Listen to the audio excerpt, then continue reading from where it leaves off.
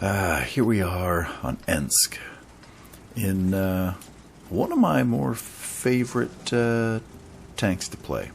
Don't know how you guys feel about the Pantera, but it really has been a tank I've enjoyed. What's really funny about it for me is that there's three parts of the tree that I have not updated or upgraded all the way. The engine, the tracks, and the radio. And a lot of it comes down to you just don't need it. They make such a minor difference. I just want to get moved on to the standard B, at least for now. Now, because I enjoyed this tank, maybe I'll end up getting those things purchased later. But for right now, I just want to get the standard B. As far as gameplay, this map, I went over to help the field because, well, not really anybody else was going there. And I feel like this thing's relatively high mobility. This is a good place to go with it. And if there's a strategy I use, it's that I don't typically want to be the one doing the spotting. I let others find the targets, and then I try and surprise those targets.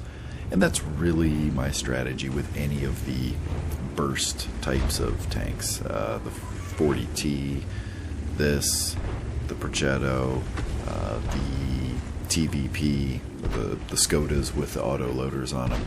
Those types of tanks, I like to just bide my time and then pounce when the opportunity arises. If you are too aggressive with it, it's just too big of a tank. It's not that mobile and has no armor, so you'll just kind of get wrecked, which is basically true with every tank that I just listed there. The other thing about sorry about that cough. The other thing about the skill tree is that very little of it carries over to the standard B. Particularly the engine comes to mind. That oftentimes you can research engines at lower tiers, and then that will get you the mid-engine, or I don't know if it ever gets you the top engine at that next tank. I think it does. There are some cases, especially in the German line I can think of, where there's the big and the small Maybach, and if you upgrade to the bigger Maybach on an earlier tank, I think the Tiger 1, for example, you then can immediately have that available when you get to the Tiger 2. The problem with this line, and it's realistic, is that these tanks were not of the same lineage. The standard B is not the same chassis or any of the same hardware as what's on the Pantera. So the engine obviously then doesn't carry over.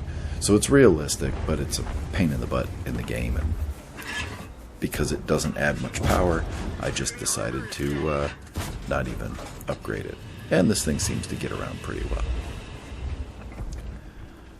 Back to the gameplay, we're just chipping away here.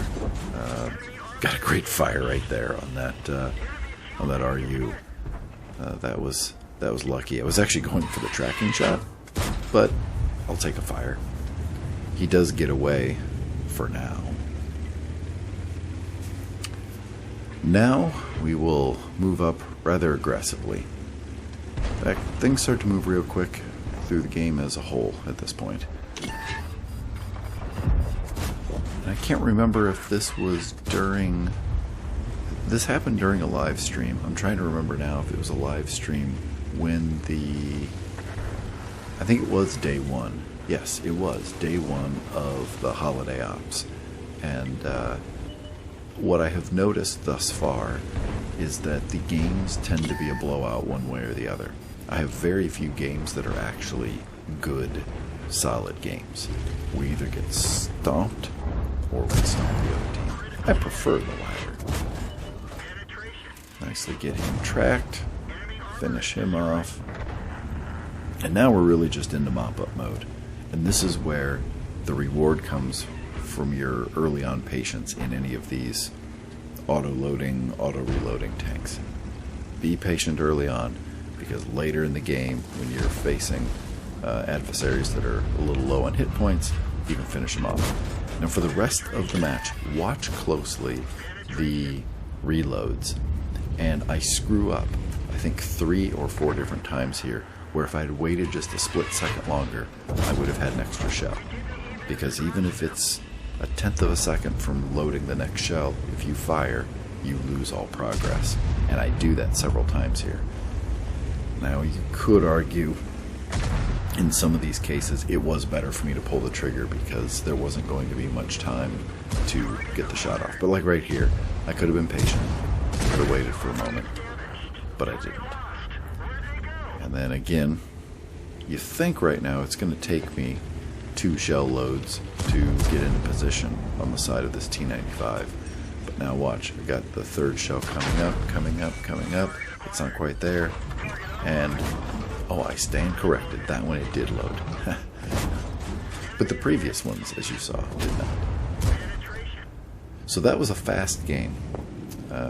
And can tend to be that way from time to time. But a great tank, a great result. If you own the Perchetto and the Pantera, go take a look, see what your stats are, see which one's better. In my case, my win rate is higher in the Perchetto, and my damage is very slightly higher in the Pantera. We're talking like 1,318 versus 1,350. It's almost identical.